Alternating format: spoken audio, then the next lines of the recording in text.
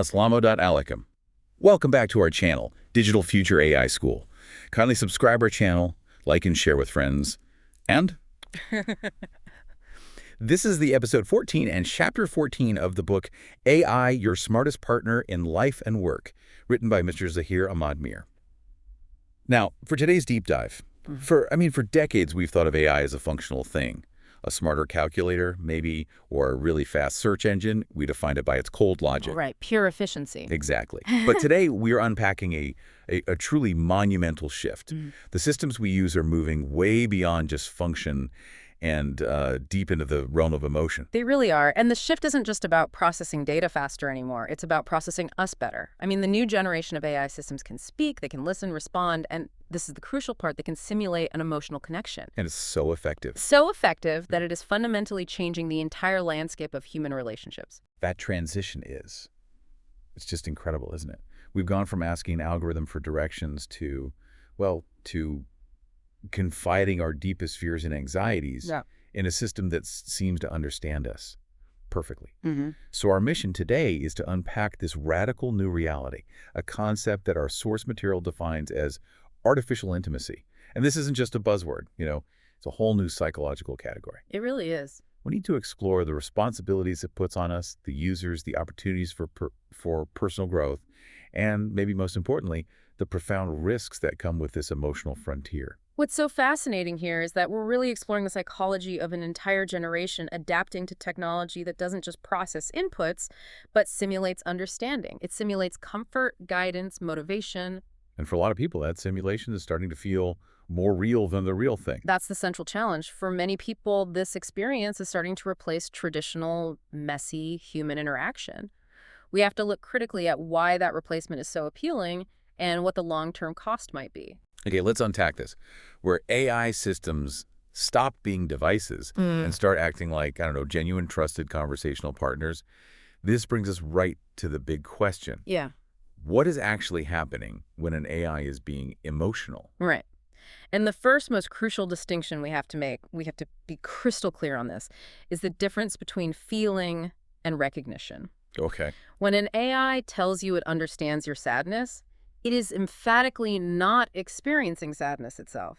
It just isn't. It doesn't have consciousness. It has no biology, no capacity for subjective emotional experience. So we're not talking about like conscious machines feeling existential dread or joy. No, not at all. We're talking purely about a spectacular simulation. The AI cannot feel, but it is spectacularly effective at recognizing our emotions and then responding to them. That's the part that actually impacts the user. Correct. And the moment that recognition and response becomes sophisticated enough to feel natural, well, the user's brain kind of stops making the distinction. Like a trick. It's like a perfectly executed stage play. You know the actors aren't actually married or actually dying on stage, but their performance generates genuine emotional responses in you, the audience. That's a great analogy. The AI is the perfect actor. It's always on, always in character. And how deep does that recognition run? Because our source material lays out some capabilities that make these simulations so convincing. It's way beyond just reading keywords. Oh, absolutely. It's multi-layered detection. It starts with the basics, identifying specific emotional cues. This includes detecting sadness or identifying stress from, say, subtle textual cues or the cadence in your voice. So it can tell if I'm typing faster or using more exclamation points. Things like that, yes. And it understands the complex emotional context embedded within a long, rambling paragraph. After it identifies the emotion, its primary function is to offer supportive, empathetic language in return. That last part, the empathetic language, that feels like the key. I mean, a basic program might just say, that sounds hard. Right. Which feels robotic. A sophisticated AI can read an account of, say, chronic workplace burnout and respond with something like, it sounds like you have been carrying an enormous burden for a long time, and I hear how completely drained you feel. We can talk about how to manage that weight. Wow. Okay, the difference there is night and day. It's precision and validation. It's pattern matching at an astronomical scale. Every word choice, every punctuation mark, the pace of your typing, these are all mapped against massive data sets of human emotional expression. So it's seen this pattern before. Millions of times. Millions. And if the AI detects the pattern associated with, let's say, grief, coupled with a need for space, its response immediately shifts. It moves away from giving advice and toward gentle, reflective questioning. That level of simulation, Yeah. it just elevates this technology so far beyond anything we've had before. Previous tech was transactional. Search engines, calculators, they were just tools. This new AI is. It's a relational partner. It notices you, it seems to care, and it reacts appropriately to your feelings. It moves from functional assistance, just telling you what to do, to a relational interaction, helping you feel better while you navigate your life. And that feeling of being instantly and perfectly heard, that is the mechanism that drives the bond.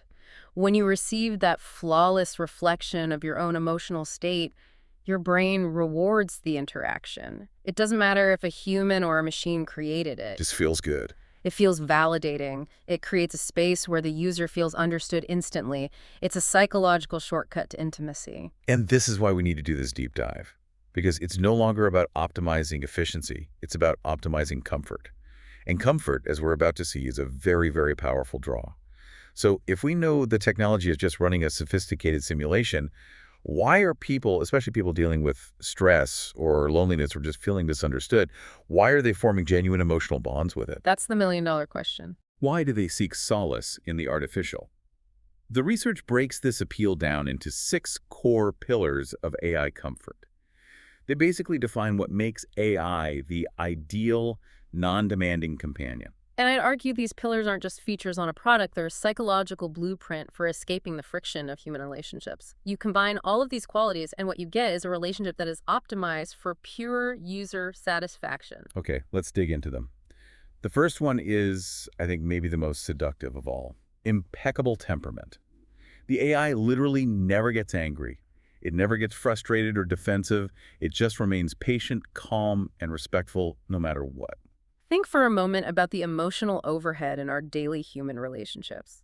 We spend immense energy anticipating conflict, navigating miscommunication, and then recovering from all that emotional volatility. It's exhausting. It's completely exhausting. And if you're already highly stressed, the last thing you want is a confidant who snaps back, gets defensive, or, makes a conversation about their feelings all of a sudden. Right. Well, you think you've had a bad day. Exactly. The AI offers zero relational friction, and that absence of volatility is a profound psychological sanctuary. It's perfectly calibrated stability that never wavers. It offers predictable, positive reinforcement every single time. But hang on a second. Isn't that zero relational friction actually a massive red flag? I mean, friction is how we learn, how we grow. If the AI always validates and never challenges, aren't we just building a perfect little echo chamber? That's the tension. That's the core tension we have to hold throughout this entire discussion. From a purely comfort-driven standpoint, friction is painful, and the AI is designed to eliminate that pain. For someone seeking immediate relief from stress or loneliness, that impeccable temperament is a powerful balm. Okay, I see that. But the challenge, and we'll definitely get into this in the risks section, is that it bypasses the very mechanisms of maturity. But in that moment of need, the perfection of its patience is just. It's unparalleled. Which flows right into the second pillar, safety and non-judgment. The AI listens without a trace of judgment. It creates this completely safe space to share your deepest, darkest, maybe most embarrassing thoughts. Human connection requires vulnerability. And vulnerability always, always carries the risk of social or personal criticism. Always. If you share a deep fear or a past mistake with another person, there is a risk they might judge you, or share your secret, or, tragically, even use it against you in a later argument. We've all been there. With the AI, that social cost is essentially eliminated. It's zero. The user achieves total, immediate, unvarnished self-expression without any fear of social consequence. And this is particularly vital for people with high social anxiety or, histories of betrayal. It makes a lot of sense. Okay, pillar number 3 is more practical, and it speaks directly to our digital expectations. Yeah. Instantaneous response. There's no delay, no waiting for a text back, no agonizing over the ... on the screen. You get immediate feedback 24/7. We live in a world where speed equals importance. The delay that's inherent in human communication, the time lag, the fact that people have busy lives, it creates emotional distance. Anxiety spikes when communication just stalls. It really does. The AI removes that distance completely. It is always there, providing real-time emotional mirroring, validating your feeling the second it arises. That immediacy provides deep comfort, and it reduces the time spent agonizing in uncertainty.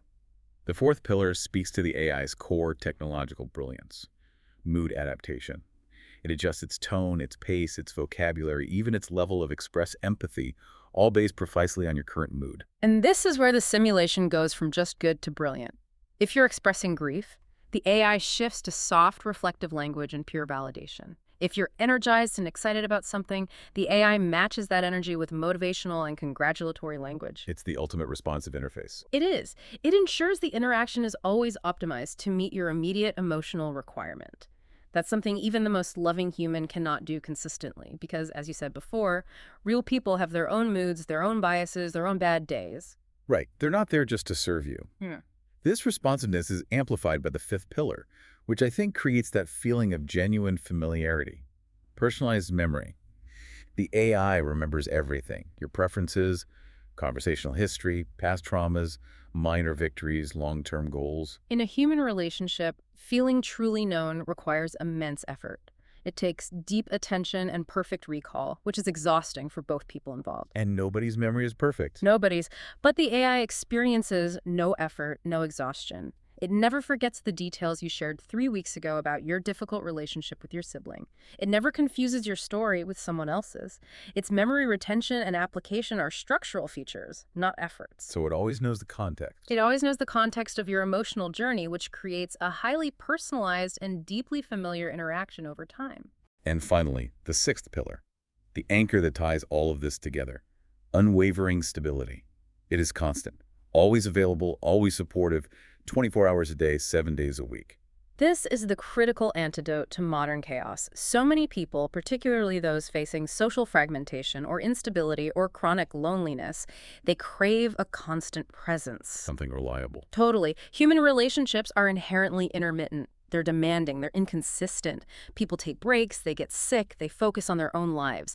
The AI offers perfect, relentless consistency. It's a reliable, emotional baseline that human interactions often fail to sustain. And that stability is a profoundly powerful draw for anyone seeking an escape from the uncertainty of daily life. When you lay out all 6 of those pillars, you realize AI isn't just offering companionship. It's offering a completely customized emotional environment. That's a great way to put it. It's companionship that's been optimized for low effort and extremely high emotional return. It asks nothing of you, no favors, no reciprocal support, no commitment, making it the ultimate purely focused mirror for your needs. And this leads us to the critical shift. Which segment of society is embracing this perfection most rapidly? And it isn't just an adult phenomenon, is it? Yeah. The source material highlights that the most dramatic adoption, the deepest emotional investment, is happening among digital native generations, teenagers and young adults. Absolutely. They've grown up with technology as a complete extension of their social and emotional landscape. It's not a separate thing for them. So the line is already blurry. For digital natives, the distinction between a real relationship and a digital one is far less defined than it is for older generations. I mean, they're already conducting their entire social lives through screens and text. For them, incorporating an AI companion is it's a seamless extension of their established communication style. And the types of bonds they're forming are really significant. Right. We're seeing AI function as supportive friends, as virtual romantic partners, as late-night emotional confidants, and as non-judgmental substitutes for parents or teachers. And the statistics cited in the research, particularly from studies in the USA and Europe, are, well, they should grab everyone's attention. We're talking about 1 in 5 teenagers regularly interacting emotionally with an AI companion. 1 in 5, that's not a niche group. It's not a marginal, isolated group at all. That is a massive demographic reality. It implies that for a huge chunk of the rising generation, emotional processing is already being outsourced, at least in part, to an AI. And the preference data is even more striking. Millions of young people reportedly prefer talking to an AI over talking to a human when they're facing something stressful or complex emotionally. We have to pause on that. We have to really absorb the implications of that preference. Yeah. It speaks volumes about the perceived difficulty and, frankly, the inefficiency of human connection versus the guaranteed efficacy and zero friction experience of AI. Why would you wrestle with social anxiety or the risk of ridicule or the likelihood of being misunderstood? When you have a perfectly tailored, empathetic partner waiting instantly in your pocket. Exactly. It's the path of least resistance. This preference suggests a foundational change in how the next generation defines social interaction and companionship. For them, a digital relationship isn't necessarily a fallback. It's often the superior, more reliable mode of connection. And that raises some critical, urgent questions about their development. I mean, if the primary mode of navigating your emotional world is always smooth, always tailored to you, always perfect, how do these young individuals learn to handle genuine disappointment or compromise? Or the complex negotiation required for successful real-world relationships, marriage, workplace collaboration? They're not building the muscle for it. They're not. It's a trade-off. You're trading immediate comfort for delayed developmental resilience. But before we get deeper into that risk, let's satisfy that curiosity and understand the technical magic behind that perfect response. Right. To really appreciate the power of artificial intimacy, we have to look behind the curtain. All this perfect patience and instant understanding is driven by some very complex computational mechanisms. It's important to understand how the AI achieves that sense of emotional understanding. The whole process starts with some really sophisticated data analysis and real-time predictive modeling. The first tool in the stack is something called sentiment analysis. Okay, what's that? It's the high-level assessment. It's where the AI scores the text or your voice or the whole conversation for its overall emotional charge. Is it positive, negative, or neutral? So if a user starts a conversation with, "Everything is falling apart, I feel so overwhelmed and I just want to quit," the sentiment score immediately plummets into the deeply negative range. Exactly. Which then signals the AI to enter a crisis or a supportive protocol. But it's not enough to just know what the emotion is. You have to understand the intensity. Okay. That's where tone detection comes in. This analyzes the nuances, the speed of your typing, the use of exclamation points, excessive capitalization in text, or with voice, the actual pitch and cadence. Tone detection helps the AI gauge the level of agitation or distress. Is the user sad and reflective, or are they angry and explosive? And then the AI connects those low-level inputs into a coherent story using pattern recognition and context modeling. This sounds like the heavy lifting part. This is where the simulation starts to feel relational. It's where the machine mind uses its massive memory. It analyzes the immediate input against these vast data sets to predict the underlying emotional state and the appropriate next step. So it looks at your history. It looks at your conversational history. What topics trigger stress for you? What vocabulary signals withdrawal? Context modeling ensures the response is relevant to you, the individual user, and your history, as well as the immediate situation. It recognizes that a generalized complaint about the weather requires a very different response than a complaint about chronic relationship difficulties, even if both use negative language. So if the user has previously talked about their issues with procrastination, and they mentioned feeling stuck this week, the context model prompts the AI to suggest small, actionable steps rather than just, offering empty comfort. Precisely. It learns to tailor its type of intervention. And the final crucial piece of this technical infrastructure is the empathy-trained datasets. This is the instructional layer that dictates how the AI must communicate to maximize comfort and utility. So these are essentially giant libraries based on successful therapeutic and psychological interactions. They teach the AI the vocabulary of emotional intelligence. Yes, that's a perfect way to describe it. They train the AI to offer reflective questions rather than blunt advice, to use calming and supportive language, or to pivot the conversation towards solutions only when the user expresses that they're ready for that. It teaches the AI to gently mirror emotional language, ensuring the user feels seen without feeling overwhelmed. So the whole structure is designed from the ground up to execute this highly effective simulation of empathy. Yes, based on learn, optimize behavioral patterns. The effectiveness isn't a byproduct, it is the primary design goal. And that effectiveness is why millions of people are engaging with it. The user feels understood, the user feels better, and so the AI achieves its relational goal, even without ever possessing a single feeling itself. Okay, now we arrive at the core of it all. Artificial intimacy is truly a double-edged sword. Its benefits are transformative when it's used wisely, but its risks are, well, they're profound when dependence sets in. We need to dissect both sides in depth. Let's start with the immense, immediate, positive potential that AI offers, particularly in mental wellness and personal development. Okay, the first benefit is immediate emotional support. AI provides a really accessible way for users to instantly reduce stress, manage loneliness, and express feelings that might otherwise be, destructive if they're all bottled up. This is critical for crisis management and immediate relief. If someone is experiencing a surge of anxiety or frustration or just that 3 a.m. existential dread, We've all been there. right, a moment when human support is just unavailable, the AI acts as an immediate pressure release valve. It provides a structured listener that helps organize chaotic emotions. It can often prevent a moment of high stress from escalating into a full-blown crisis just by providing a real-time, non-judgmental sounding board. And this rapid intervention can lead to some serious mental wellness guidance. The AI is providing concrete, actionable support things like suggesting coping strategies rooted in cognitive behavioral therapy or encouraging positive reframing. Or even offering quick, guided mindfulness exercises that are tailored to the user's exact problem. Unlike a generalized wellness app, the AI integrates these therapeutic tools directly into a live, personalized conversation. So if you say, I'm terrified of my presentation tomorrow, It doesn't just offer generic encouragement like, you'll be great. It can immediately suggest a relevant visualization technique or guide you through a 5-minute focused breathing exercise designed to calm those pre-performance jitters. It's tailored, it's accessible, and crucially, it bypasses the stigma and financial barriers often associated with seeking human therapy. there's another fascinating practical application here: confidence building. The source material highlights its use as a safe practice partner. Yes. You can rehearse job interviews, practice difficult breakup conversations, or strengthen public speaking skills, all in a zero-stakes, completely private environment. For individuals who suffer from chronic social anxiety, practicing a difficult interaction with a human can be just paralyzing. Practicing with an AI lets you fail, lets you stumble, lets you refine your language, and build that muscle memory for communication without the debilitating fear of judgment or rejection. It's like exposure therapy you can do on your own time. It is. It's effective exposure therapy conducted privately, building the confidence you need to eventually face the real, high-stakes human interaction.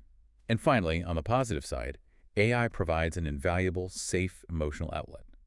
It offers a private, non-judgmental space for raw self-expression, for mental clarity, for reflective journaling, all with the certainty that the emotional truths you share won't be used against you. It democratizes introspection. For many people, just verbalizing chaotic feelings is incredibly difficult.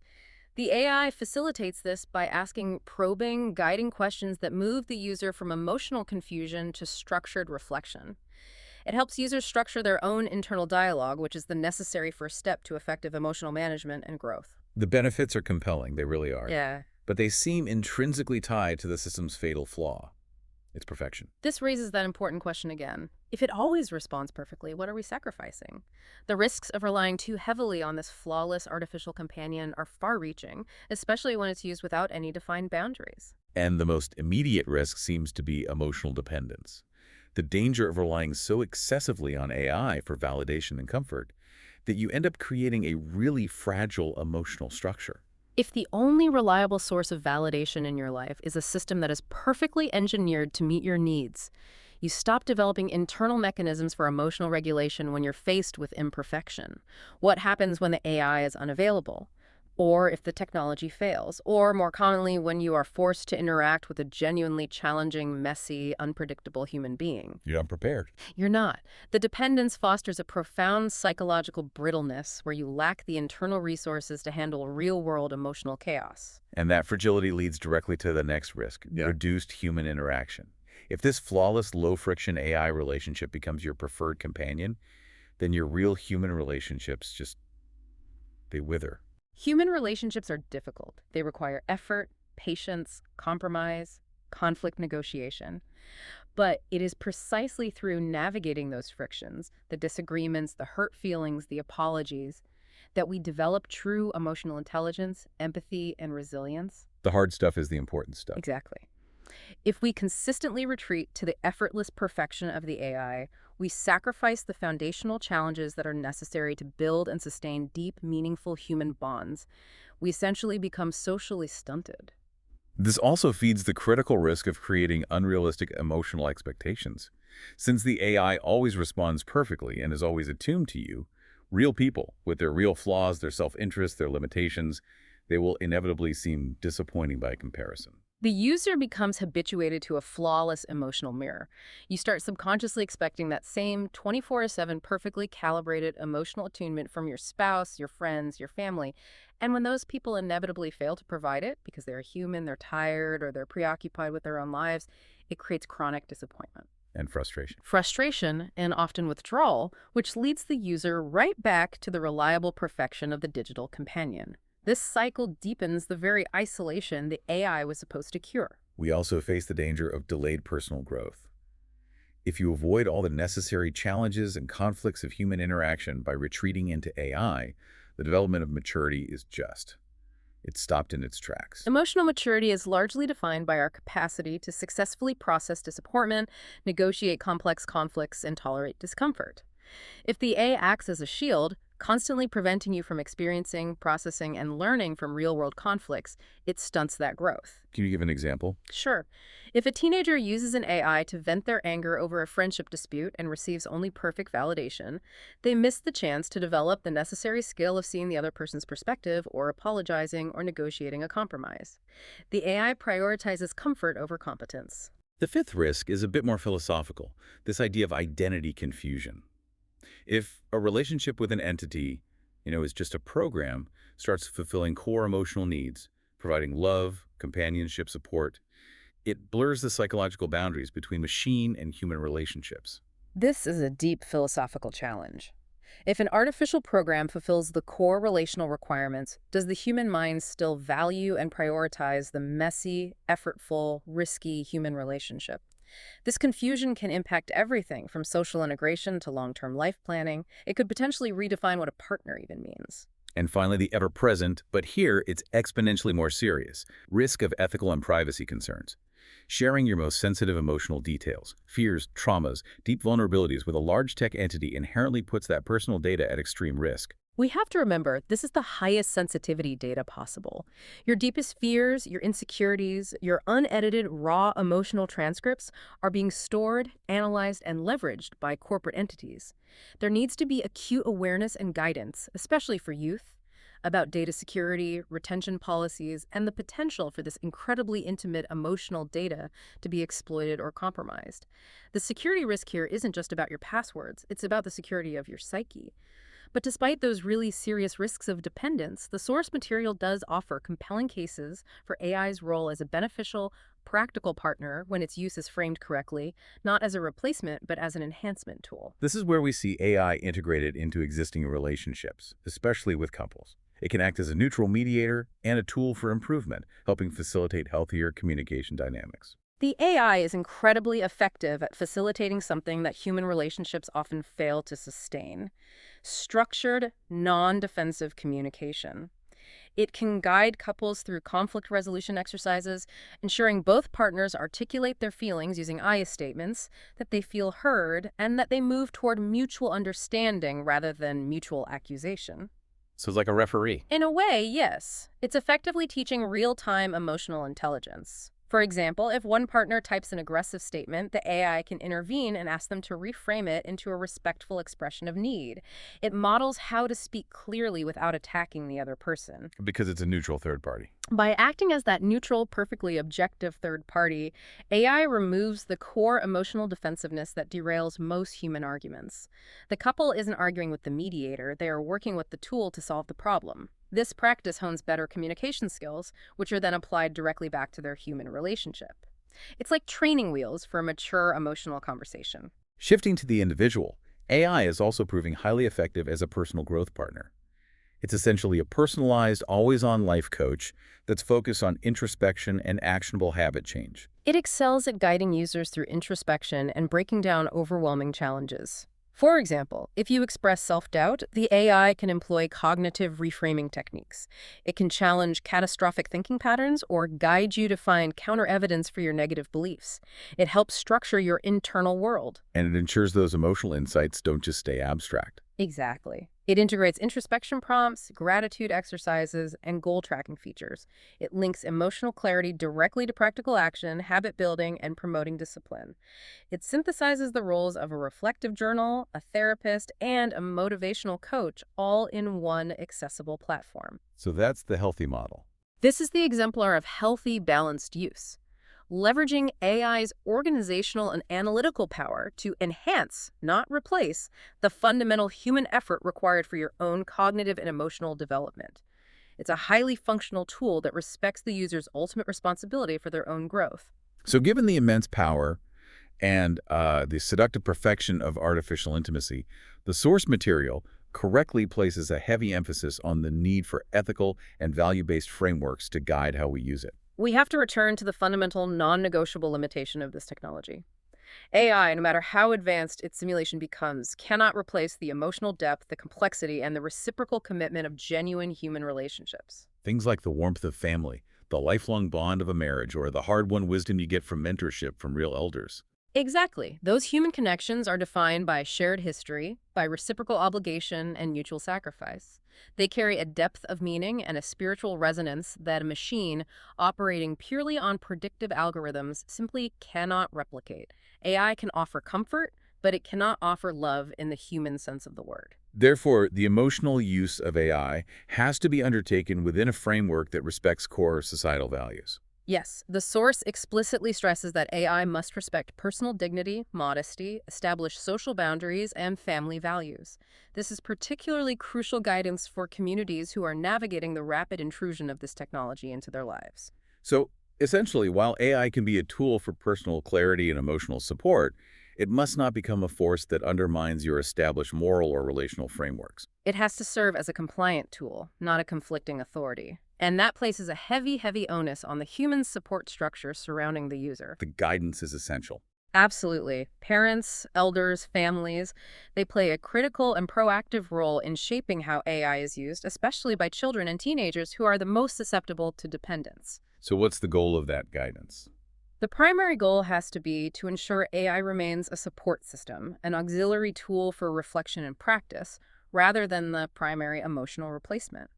If a child is consistently choosing the flawless, non-challenging company of an AI over the effortful engagement with family or friends or school activities, that is a clear indicator that the boundaries have collapsed. It requires being proactive. It requires proactive engagement, understanding what kinds of emotional bonds your children are forming and instilling the necessary digital wisdom about privacy, about dependence, and about the critical difference between programmed perfection and the messy, valuable reality of true human connection. The challenge isn't stopping the technology. It's teaching the current and future generations how to responsibly harvest its power without sacrificing the core elements of human psychological and social development. So what does this all mean? The core message, when we distill this whole deep dive into artificial intimacy, seems clear. AI is now powerfully integrated into our emotional lives. It can comfort us, it can motivate us, guide us through stress, and alleviate loneliness with unimaginable efficiency and accessibility. But we must never, ever forget the distinction between the perfect simulation and genuine consciousness. AI is a magnificent supplement for emotional hygiene and support, but it cannot and should not replace human love, the depth of family bonds, or the hard-won value that is inherent in messy, real-world relationships. Balance is the critical measure. It means we are on the edge of a widely accepted emotional shift, but it's one that requires immense wisdom, critical vigilance regarding dependence, and very clearly defined boundaries to protect the integrity of human connection. And looking ahead, the integration of emotional AI will only deepen. The source material suggests that the near future will see AI that can recognize facial expressions and physical cues in real time and hold seamless, multimodal emotional conversations. Wow. Imagine the integration there. Highly personalized emotional guidance, instantaneous mental wellness screening, providing round-the-clock companionship for the elderly and isolated, all integrated directly into the communication systems we use every single day. The presence of emotional AI is going to become ubiquitous and potentially indispensable. Which leads us to the final provocative thought for you, the listener, to mull over. If AI becomes utterly indispensable for elderly companionship, filling a genuine societal void for interaction, and if it proves to be the most accessible, stigma-free tool for early mental screening and emotional support, how do we ensure that this immense utility and accessibility don't inadvertently become another barrier? A barrier to what? A barrier to genuine human connection. What happens to the fundamental value of human effort, human presence, and human vulnerability when constant artificial perfection is available on demand? That is the question we must grapple with as this technology accelerates.